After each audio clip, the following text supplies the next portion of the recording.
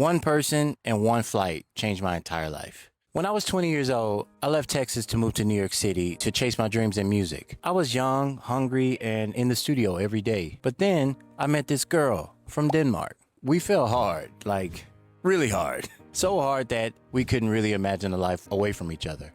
So we did the only thing necessary to stay together. We got married. And even though everybody was against it, it felt real to us. So that's what we did. She studied in New York and I was on my music grind, and eventually education started to get expensive for us. But education is free in Denmark. So we made a plan and it was simple. We'll do 3 months in Denmark and 3 months in New York. That plan lasted all but one round because the first 3 months in Denmark changed everything. This time I want to talk. What you want to say? Hello. Mama! What? Hi. I caught a flight to Denmark and I was doing music the same way that I was in New York City.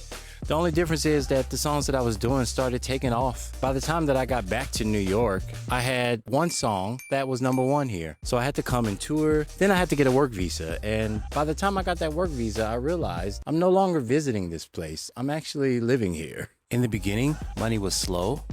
But she was able to get a job and she was able to hold us down. She believed in me before anybody even knew who I was. And then I dropped Twerk It Like Miley. That's when everything started to shift. Everything got really big, really fast. And we were trying to grow into this new pace while also trying to grow up ourselves. We ended up in this huge transition and didn't really have the tools to navigate through it. So eventually it got the best of us and it pulled us apart for a while. Even during that time apart, she was still my best friend. She was still my person. Eventually, we decided to lean in and give it another shot. This time, we knew what we wanted, and this time we were ready. And with all that said, today marks 18 years since we walked into New York City Hall and actually said, I do. 2 boys, 2 careers, 1 mission, 1 life built from 1 person and 1 flight. Life has a way of putting you exactly where you need to be.